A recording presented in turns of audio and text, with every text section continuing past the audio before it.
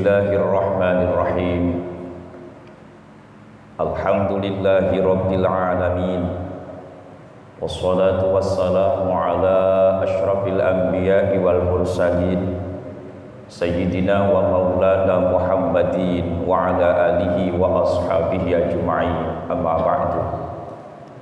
Hadratal afadil ulama anal a'izza, sedaya jajaran takmir masjid hadhil mubarak, Balikambang, jamaah sedaya mustami'in mustami'at dimanapun berada. Syukur alhamdulillah, pagi ini kita dibangunkan kembali dari kematian oleh Allah Subhanahu wa ta'ala, dibangunkan dari tidur sementara dalam rangka meningkatkan kualitas ibadah kita di hadapan Allah Subhanahu wa ta'ala. Bangun tidur, kita sudah memulai dengan kegiatan qiyamul lail di 10 hari terakhir di bulan suci Ramadan, dilanjutkan dengan sahur, jamaah subuh, dilanjutkan dengan kajian subuh yang rutin kita lakukan sepanjang Ramadan. Muga-muga di puncak Ramadan ini, memasuki hari yang ke-22 ini, kula kalih panjenengan sedaya senantiasa pinaringan sehat wal afiat, urip barokah, senantiasa istiqomah ngelampahi ibadah derek sunnah-sunnahipun Kanjeng Nabi Muhammad sallallahu alaihi wasallam, sehingga berakhir menggapai sebuah kemenangan di hari raya Idul Fitri nanti. Allahumma amin. Bapak Ibu para jamaah sedaya ingkang kawula hormati, sareng-sareng monggo kita kawiti kanthi wasilah suratul Fatihah. Muga ngaji injing menika dados ilmu ingkang manfaat, dados keterangan ingkang beto maslahat, dados wasilah kangge kita saged kepanggih Kanjeng Nabi Muhammad benjang wonten akhirat mlebet swargane Gusti Allah bareng-bareng kalian Kanjeng Nabi Muhammad, swarga panggenan ingkang kebak nikmat. Allahumma amin. Ala hadhihi niyyah wa ala kulli niyatin shalihah wa ala ma nawa salafuna salihin bijahi sayyidil mursalin wa bi barakati musannifi hadzal kitab al-jawahirul lama'a fi asratis sa'ah ba misbah al-mustafa al-fatihah. A'udzu billahi minasyaitonir rajim. Bismillahirrahmanirrahim. Alhamdulillah Ar-Rahmanir Rahim, maliki yaumiddin, iyyaka na'budu wa iyyaka nasta'in, ihdinas siratal mustaqim, siratal ladzina an'amta 'alaihim ghairil maghdubi 'alaihim waladdallin. Kajian kita pagi hari ini ada sedikit kelanjutan dari hadis yang kemarin kita baca. Dari sekian ribu atau mungkin jutaan tanda-tanda datangnya kiamat, salah satunya adalah yang akan kita kaji pada pagi hari ini. Bismillahirrahmanirrahim. Sayati bakal teko ala ummati ing atase umat ingsun apa zamanun mangsa yakturu kang akeh fihi ing dalem zaman sapa al-qurra wong kang apal Quran wa yaqilu lan sithik sapa al-fuqaha pira-pira wong ahli fikih wa yukbatu lan dipundhut apa al-ilmu ilmu wa yakthuru lan akeh apa al-haraju mateni uwah summa yakti mongko kari-kari teko mim ba'di dzalika ing dalem sause perkara papat mau apa zamanun mangsa yaqra'u kang maca al-Qur'ana ing Qur'an sapa rijalun wong lanang pira-pira wong lanang min ummati saking umat ingsun la yujawizu kang orang liwati apa Quran taraqibahum ing balung tenggorokane ummati thumma ya'ti mongko kari-kari teka mimba'ti dzalika ing dalem sause lima kasebut apa zamanun mongso yujadilu kang matoni sapa al musyriku wong kang nyekutokake billahi kelawan Allah al mukmina ing wong mukmin fi mitlima ing dalam sepadane barang yaqulu kang ngucap sapa mukmin ing ma Toksin iku Imam Tabrani ing dalam kitab Al-Mu'jam Al-Awsat. Dadi Imam Tabrani niku gadah kitab kumpulan hadis niku 3. Sing paling gede jenenge Al-Mu'jam Al-Kabir, disingkat Tokaf. Sing nomor 2 Al-Mu'jam Al-Awsat niku sing gedene sedengan, disingkat Toksin. Enten malih sing paling cilik Al-Mu'jam As-Shaghir, disingkat Sod. Kaf hadis niki uga diriwayatno dening Imam Al-Hakim. Jalure dugi an Abi Hurairah dugi Abu Hurairah dalam kurung sahih, berarti hadis niki sahih. Sanjange Kanjeng Nabi Muhammad sallallahu alaihi wasallam akan datang suatu masa, akan datang suatu zaman kepada umatku, kata Rasulullah, yaktsuru fihil qurra, akeh wong sing apal Al-Qur'an, wa yaqillul fuqaha, tapi sedikit orang yang paham tentang hukum-hukum Al-Qur'an. Kapan? Nggih sakniki pun terjadi. Kalau wingi sampun kula singgung, sekarang itu hampir tidak ada dusun yang tidak ada hufatnya, itu hampir tidak ada. Setiap dusun itu pasti dipastikan sekarang itu ada yang hafal Quran. Sampeyan golek iya. Persatuan-persatuan hufat itu belarah. Di Gresik itu ada MHQ, ada RHQ, di NU ada JGH, kewadah. Tapi dari sekian ribu penghafal Quran, mungkin bisa dihitung dengan jari 1 atau 2 yang paham tentang isine Al-Quran. Dan itu kenyataan.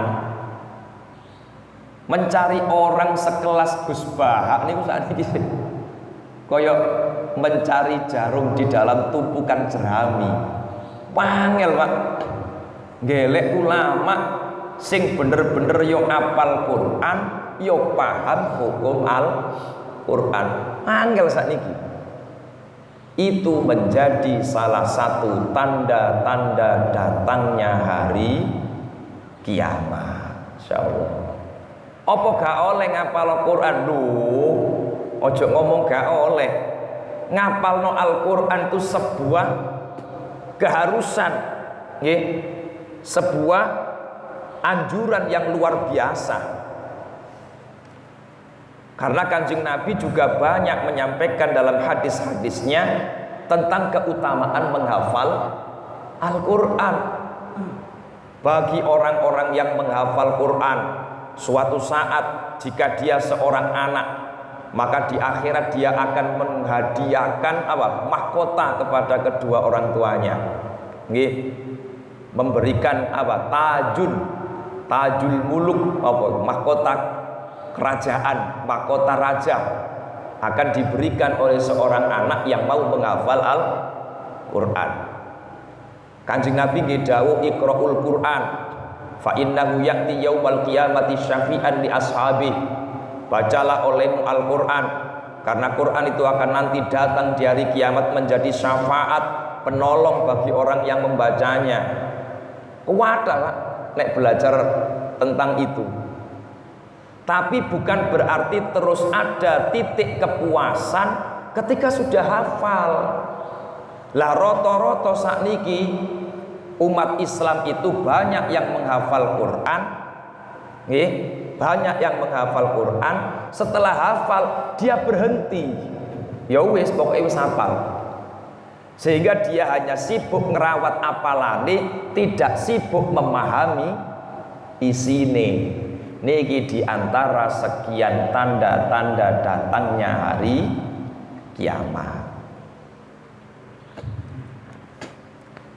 Wa yuqbadu al ilmu sing nomor loro jare Kanjeng Nabi, tondo-tondone kiamat nek wis akeh ulama Quran niku wis gak ana, wis jarang sing memahami isine Quran. Wa yuqbadul ilmu, banyak ilmu yang diambil oleh Allah. Kata ulama-ulama yang kompeten di bidangnya musnah, punah, entek dari situ. Dari sekian ilmu yang dicabut oleh Allah, diantaranya adalah ilmu mawaris, ilmu tentang pembagian harta waris. Niku sudah mulai dicabut oleh Allah. Gelek kiai, gelek ulama sing paham tentang pembagian harta warisan iku wis jarang sakniki. Nek mempelajari mungkin si ono pesantren-pesantren sing gede. Kula niki produk lokal mawon. Nggih bukan produk pondok-pondok pesantren sing gede. Dadi yo gak patek entos ngaji. Yang saya tahu kalau di pondok-pondok besar, kalau di Gresik sekelas Mambaus Sholihin Suci itu masih diajarkan ilmu faraid, pembagian harta waris. Tapi prakteknya di lapangan enten apa mboten? Wah, hampir tidak ada. Kenapa? Karena masyarakat sekarang itu kalau dibagi model pembagian hukum Islam dirasa nek nurut logika gak patek adil. Karena wong lanang oleh bagian siji misalnya, wong wedok oleh bagian separuh. Nah ini dianggap masyarakat luas sebuah ketidakadilan.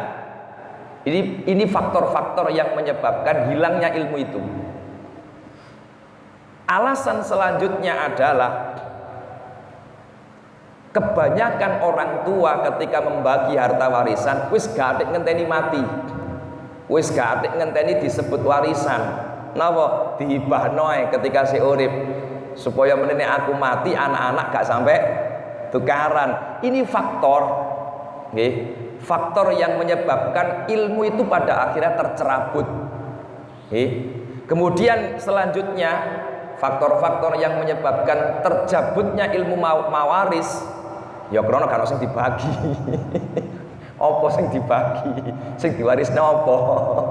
Kok wong deke awake gak iso bagi nang anak-anak, sing dibagi apa?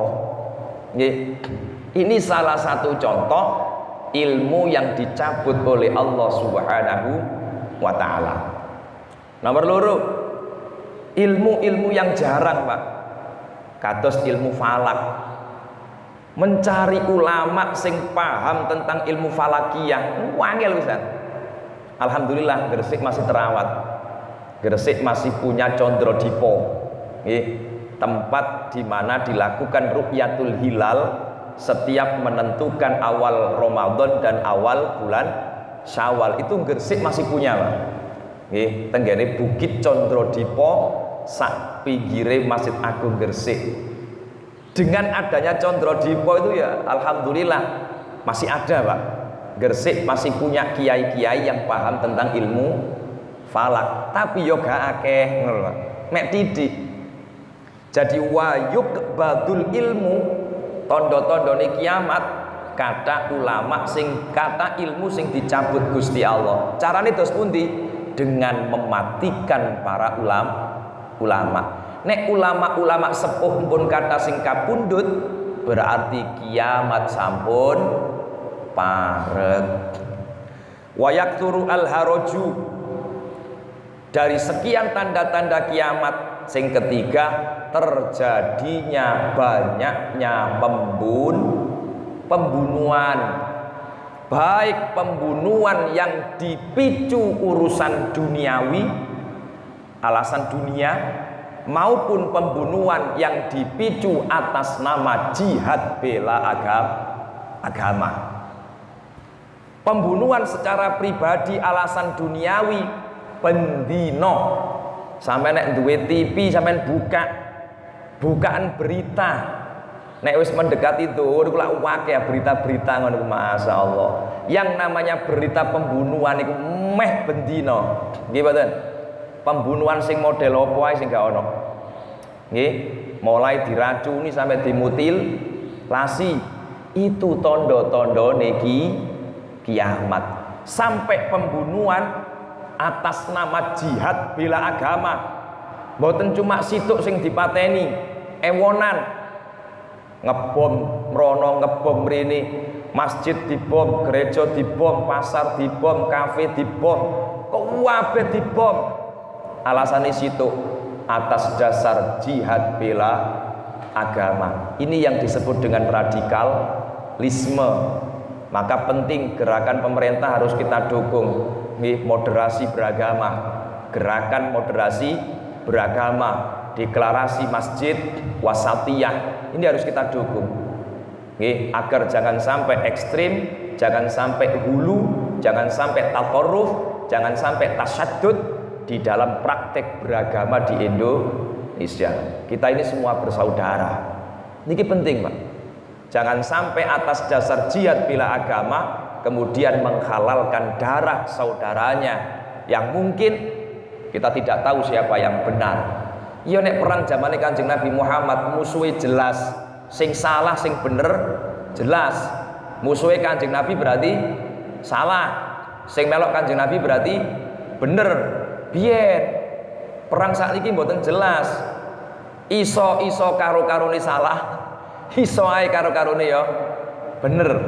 Maka jangan gumampang mengikuti provokasi-provokasi dari golongan-golongan yang mengatasnamakan jihad bela agama. Tsumma ya'ti min ba'di dzalika zamanun yaqra'ul Qur'an rijalun min ummati la yujawizu taraqibahum.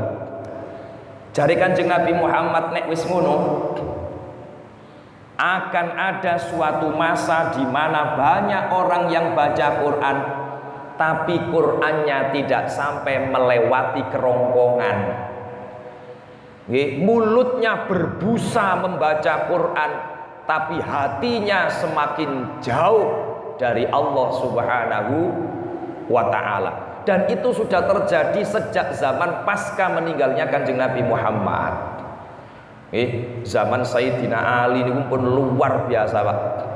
Perang saudara yang namanya perang Siffin, Sayyidina Ali melawan Sayyidina Muawiyah, podo-podo sahabat niku lho sing pecah, perang saudara.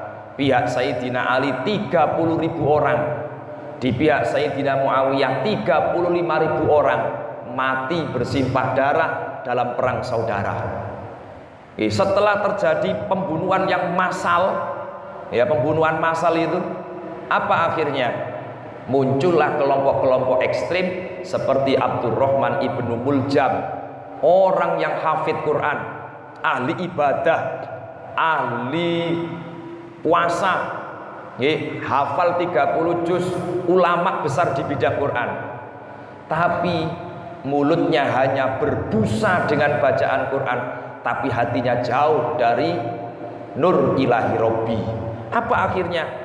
Abdurrahman ibnu Muljam yang terkenal ulama Quran justru akhirnya membunuh Sayyidina Ali, menantunya Kanjeng Nabi. Itu adalah tanda-tanda datangnya kiamat. Terakhir, tsumma ya'ti min ba'di dzalika zamanun yujadilul musyriku billahi al-mu'min fi mithli ma yaqul. dari sekian tanda-tanda datangnya kiamat akan ada suatu masa di mana wong mukmin ambek wong musyrik tukaran,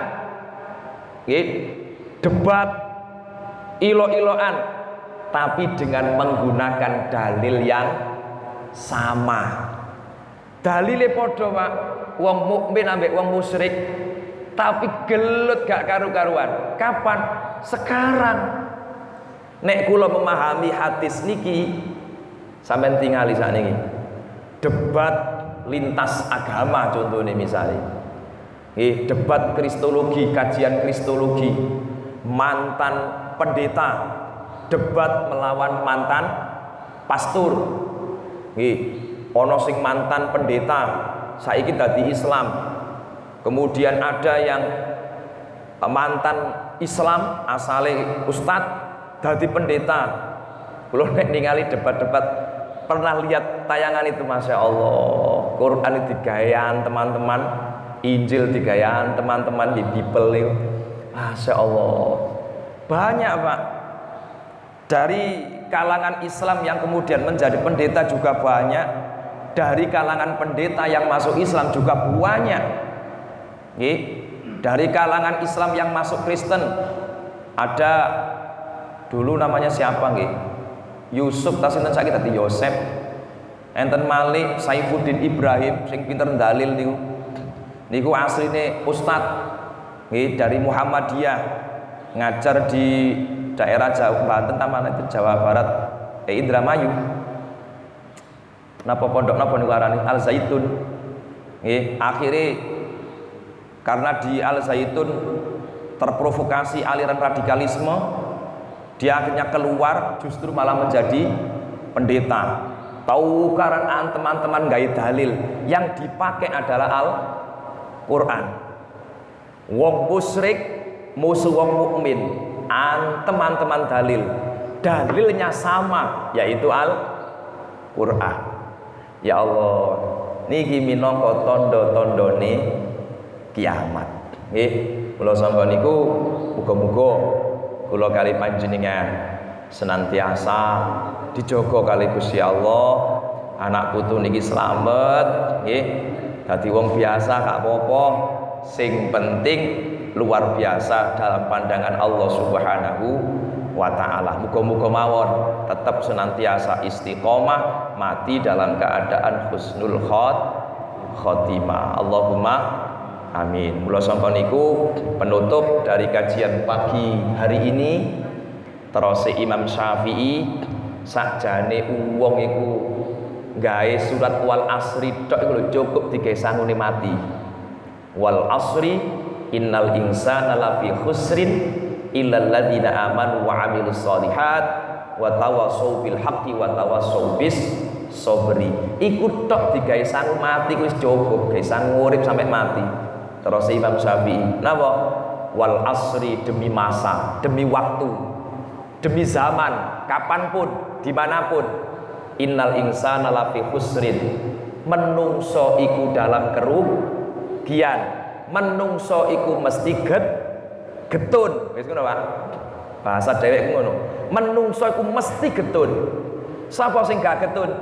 Illal ladzina amanu, siji wong sing iman, wa amilus sholihat, nomor loro wong sing amal soleh, percaya terus gelem nglakoni keapian. Wa tawassaw bil haqqi, saling ngilingno Pak, sampean ngilingno kula ngilingno sampean. Wa tawassaw bil haqqi, saling mengingatkan kebenaran. Wa tawassaw bis sabri, saling mengingatkan urusan kesabaran. Ayo eling pengeling, kula niati ngilingno awak kula dhewe. Sareng-sareng pokok gelem iman, gelem nglakoni keapian, ambek eling pengiling, saling mengingatkan urusan kebenaran dan kesabaran. Insya Allah papat itu digawe modal urip, kena digawe sanggune mati, niku pun cukup saja. Niku mawon, muga-muga manfaat. Al-Fatihah. Alhamdulillahirabbil alamin arrahmanir rahim. Shiratal ladzina an'amta 'alaihim ghairil maghdubi 'alaihim. A'udzu billahi minasyaitonir rajim. Bismillahirrahmanirrahim. Allahumma shalli 'ala sayyidina Muhammad walhamdulillahi rabbil alamin. Allahumma anfa'na bima 'allamtana wa 'allimna ma yanfa'una wa zidna 'ilman walhamdulillahi 'ala kulli hal. Allahumma barik lana fi syahri Ramadan. Allahumma barik lana fi syahri Ramadan.